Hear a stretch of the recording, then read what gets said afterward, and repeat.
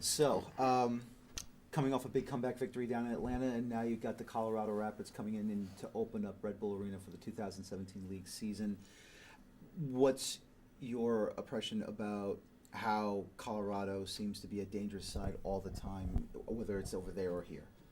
Well, they're certainly a team that can win 1-0. We've seen that, so we know our first three games this season, we've given up the first goal, and then it's been pretty difficult to come back from. So Colorado is a bit more like Vancouver than Atlanta. They're a very good defensive team. They sit back well. They get in their block of 8 or 9 guys, and they defend very deep. So it's hard to play behind them, and yeah, they were the best defensive team in the league last year, so we know it's going to be a difficult game. We know we'll probably have a lot of possession, but that doesn't always mean a lot of chances, so we've got to be good in creating little chances that we can try to make out. Depending on who's going to be in goal, obviously, if it is Tim Howard, you've been with him with the national team, but I'm assuming maybe this is the first time, maybe, I don't know, in a long time you've faced him. Mm-hmm. What do you have to do against such an athletic keeper like what Tim Howard has shown? Yeah, obviously he's very experienced, and goalkeepers tend to just continue to get better even with age, and so their physical limitations as they get older doesn't really hinder them as much as field players. So Tim has even gotten stronger as he's gotten older. We'll see how sharp he might be coming into his first game after not playing for 4 months. But the challenge will always be there to beat a good athletic goalkeeper, whether that's shooting low or getting him to come out of his goal. We'll see. Sasha, what's the key for the front four to break through Colorado's lines? I think playing and moving. So playing and moving. They have defenders that are good on crosses, defending crosses. They have tall guys in the back that are good at winning balls in the air. So we don't, as the game settles down, we don't want to just be putting blind crosses into the box that sometimes we call counter crosses that just get cleared out and put them on a counter attack. So sometimes it's that cut back cross to the top of the box, or sometimes it's getting down to the corner and not just serving it, but bringing the ball back around and waiting for something to open up, and then quick little movements to get shots off. What do you think they're more dangerous at? More at set pieces or attacking down, like during the run of play? I think set pieces is probably a big part of their game. You saw last week they won 1-0 at home and scored off of a set piece. They've got, Baji is very dangerous on the counter, depending if Gashi plays or not. He's obviously very good on the ball as well. But they're built to have a very strong defensive core, and that's their strength. And then to hit us on the counter, maybe, as we played Vancouver earlier, they were probably a little bit stronger hitting on the counter, but we have to know that even when we played Colorado at home 2 years ago, I think the score ended 1-1, but they got an early goal off a counterattack as well with, I think, Baji playing up top, pretty fast guy. So we've got to be aware of that. Can you talk about coming off of the sort of disappointment in Vancouver and heading into Atlanta, sort of how you use that as a team to sort of... Yeah, in 2015 we talked about having a chip on our shoulder, and we went down to Atlanta, and of course you see things like power rankings and all these things across the league, and Atlanta had never kicked the ball in MLS yet, and they were in everybody's top 5 basically. So we had a chip on our shoulder that we wanted to prove we're better than this team that hasn't even played a game yet. So that was just one instance, but I think we've got to carry that with us all season, that we know we've failed in the past 2 years in the playoffs, and that's on us. But we also feel very good about ourselves as a team, and we think that we're very strong and that we have a very high ceiling. We still have a little bit to grow, but we think we're a very good team. So we have to keep that confidence with us, but also that chip on our shoulder that gets us through these tough moments. If I can ask about, obviously, injuries. As captain of the club, you've lost Ba for the whole year. Verone is sidelined currently with the hamstring. What do you have to do to rally the guys around? I know everyone knows what to do, but do you have to say something extra, like who's next man up? How do you perceive this whole thing? Not really. The guys as a group, I think it's more important for us to be supportive of Gideon and of Gonzalo in moments like these.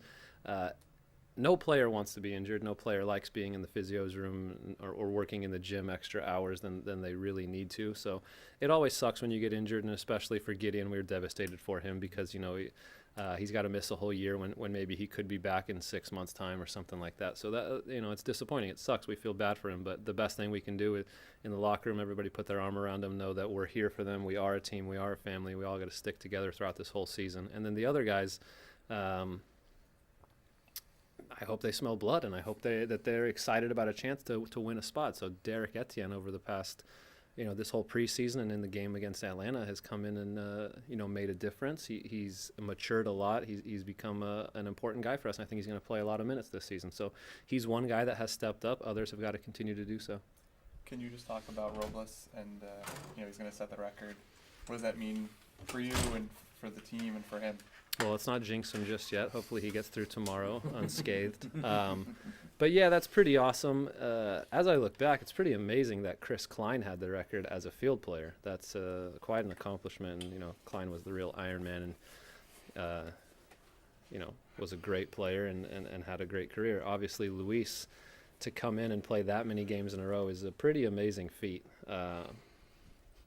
Not that surprising as you get to know him and you see how much work he puts in on a day-to-day basis, and I'm really proud of him. It's pretty exciting. I'm happy for him that he'll go down in the history books for some time. Sasha, the weather conditions on Saturday are going to be pretty brutal cold after you played a very comfortable match last week in Atlanta. How does that change your game or the way you approach the opponent? It might not be the perfect weather for like a beautiful passing game, especially if it gets windy in there. It could be a lot of bouncing balls and 50-50s and challenges and things like that. So the physical part, we've got to be up for it. If we can settle the game down and start passing the ball, and obviously on a cool night like that, you feel like you can run forever. So hopefully we cover a lot of ground and just make things happen. Obviously both teams are playing in the weather. Last year we played Colorado in the snow. And they, I think physically, they were a little bit better than us on that day when not a lot of soccer was being played, but a lot of battles took place, and we probably lost more duels than we won. So, if that's the case again on Saturday, we've got to be ready to put in the physical work. Do you still get emotions for an opener? Yeah, I'm always excited, especially to play at home. I think it was great that we got to play that Champions League game, kind of have a soft opener and things like that. Get back to playing on our big field and just getting used to all the nuances of our stadium. So. I'm excited. I always love playing at home. It's in 2 years now, however many 34 home games we've played during the regular season. I think we've only lost 4 times. So we know that when we play at home, we're always going to have a chance to win, and it's just up to us to make the difference. So it's exciting to play at home. Is this team still learning about each other? Yeah, as we've changed formations and tried to get some of the young guys ready who are now a year older, second-year guys like Derek Etienne, Tyler Adams, I think they'll make a difference this season. They'll be able to help out more. Now we have more depth, which is exciting. But getting everybody on the same page as far as the pressing going, about coming back, being in our block, and then, just getting sharper on the field, which is getting better day by day. Bradley, still get fired up about a home opener at this stage of your career? Yeah, of course. What are you trying to say? I'm old. No, you're a veteran. Nah, I definitely do. I love playing, home openers. It's good. I hope the fans come out in numbers, and it's just a game you don't want to put pressure on us, but you tend to start well and have a lot of energy. So I look forward to it. Tell us about the new system. Are you guys still learning about each other and the system? Yeah, we're obviously still learning this. We're only 2 games in. You can do so much in pre-season. You can do so much in pre-season, but we're still learning. But I think we've got it down to where we can get through games. We also have the other formation that we're used to fall back on if anything does go wrong. But as far as it's not too difficult, it's just making it become second nature. Brad, can you talk a little bit about coming off a disappointment in Vancouver and sort of using that heading into Atlanta? Yeah, obviously Vancouver was a tough one to take. We wanted to go far in that competition. We just didn't. I don't know. We just didn't have the legs to quite make it through. And I think, obviously it hurt, but what helped was on the road together. We had time to talk about it. We had a lot of meetings, and we just used that frustration and brought it into the Atlanta game. We knew that one was going to be tough. Knowing what they were offering, 55,000 fans, new franchise, it was going to be tough. So we had to use that. I didn't want to feel that again. I didn't want to feel that hurt that we had in Vancouver. So I think it definitely helped. And what are you looking forward to in the home opener? It's hard to say what I'm looking for. First of all, I want to see fans out there in numbers. That's always good to come out. When you warm up and you see the fans there in numbers, that's always a good sign. But I just want a good performance. I really do. I think it's a game we obviously want to win. We're very good at home, and I want to start. I want the boys to start like we want to win the game and excite the fans. How about the weather conditions? Does that play a factor for you? It's horrible, but we're used to it. Like you said, I'm a veteran now, so I've had a lot of games in that kind of weather. So. It's all right. I'll choose a different temperature, but it is what it is. Once you get out there, you don't really feel the cold. Bradley, as a striker, obviously you've got to face a bunch of keepers different weeks. Yeah.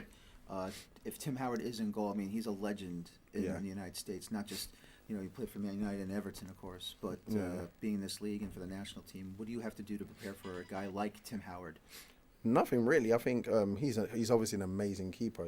He's done well for himself, but the goals don't move. I think top class keepers get beat all over the world, and you know, if you just focus on hitting the target, you got a good chance of scoring. Obviously, he saves more than he lets in, and that's why we know him as the guy he is. But it doesn't really change. I focus more on the defenders. I think they will give you more of a problem than a goalkeeper would. And of course, the legend we have here in Luis Robles. It's Yeah. amazing. He's got that Ironman record ready to go. Yeah. He's going to probably tie it or break it on Saturday. Yeah, I was going to say I didn't want to disrespect anyone, but Luis Robles and even Ryan Mira, if you see them in training, they're so tough to beat. So I think once you train all week with those guys, you're prepared for anything. Honestly, it's so hard to score against them. Do you look at this game as getting off to a good start at home, building something at home? Yeah, we have to. I think I don't really like to talk about last season, but last season our start was embarrassing, and I would hate for something like that to happen again. So definitely need a good start. Definitely. Brad, you've given up the first goal every game you've played this year. What's the key in terms of getting the first goal, especially when Colorado they don't concede too often? Yeah, it's and that also applied for Vancouver. Teams like those, they kind of sit in. They have 2 blocks of 4, and it's hard to break down. So when they do score the first goal, it's very tough to get a sniff at goal for us. So I think that's a good point. We got to keep that in mind and try and just stay in the game, keep a clean sheet. Because I think with the players we got, we're always, create chances or always going to maybe get a goal. So it's definitely a point we got to stay in the game and make sure we get the first goal.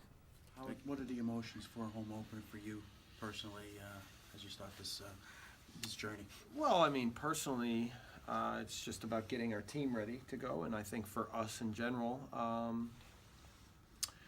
the weather won't be perfect. It'll be cold and windy, and it makes for a tough game against a team that I think favors a little bit because they're good, they're combative, they foul a lot, they're physical.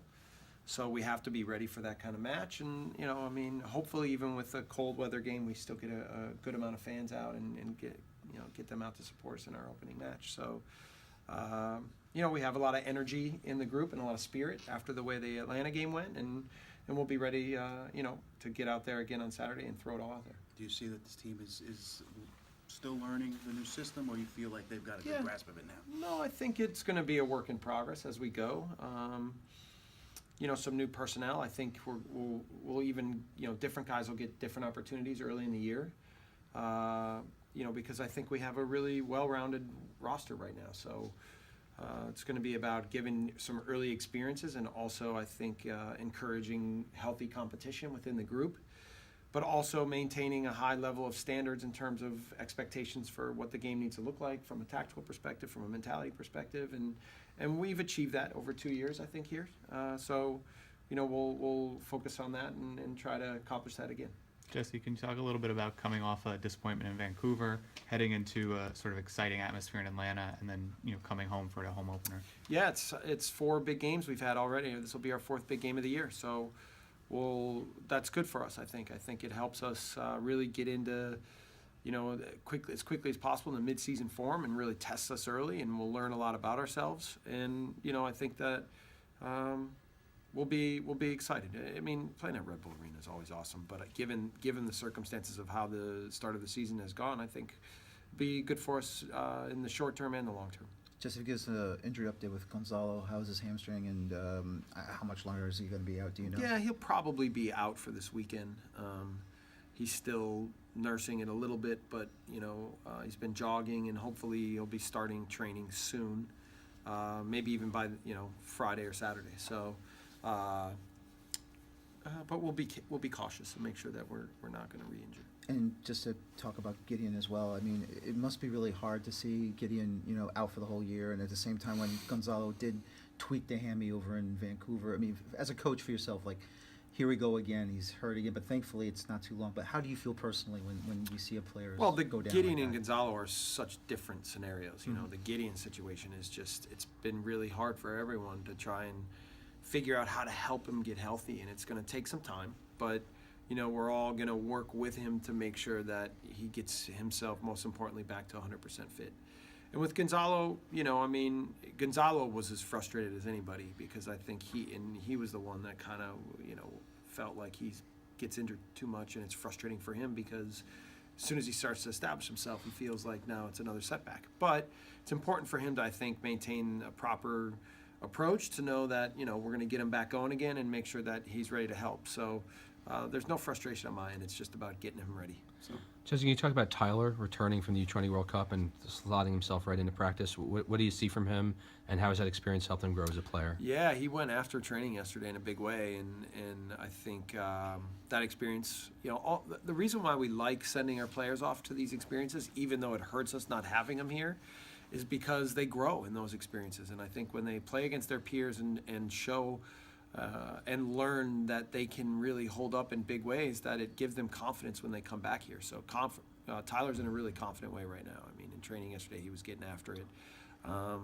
We've got to figure out a way this year to give him big experiences and to test him. And now for him to establish himself more with the group and for us to learn more about exactly how he fits, because we all think so highly of him, but he's going to need big opportunities to prove that. Last week you were able to come back, but how vital is it to get off to a good start against Colorado? Yeah, well, we've had 3 games at the beginning of the year now, and we've gone down 3 times. And obviously, if you do that often, then it sets yourself up for long games. So I think, we'll be aware of that. We'll want a fast start at home. Getting a lead would be ideal. When you play against Colorado, if you go down, it's much like Vancouver, where it's not easy to get back in the match because they like to defend deep. They're a good defensive team. They don't give much away.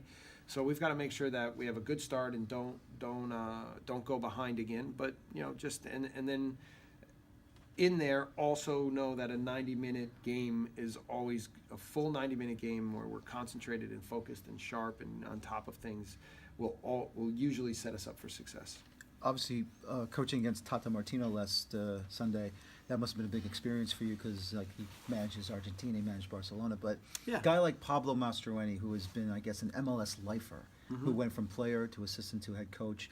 What is it about facing against Pablo for yourself? Maybe you have like a little personal, let me see what I can do here. Well, Pablo and I had a lot of good matches when we were players, and so when I think of guys that I enjoyed playing against over the years, Pablo's one, Ben Olsen is another. There were different guys who, when you stepped on the field and they were in your position and you played against them, it was a healthy challenge on the day, and so Pablo was always one of those guys. His team plays with kind of the fight and passion that he has.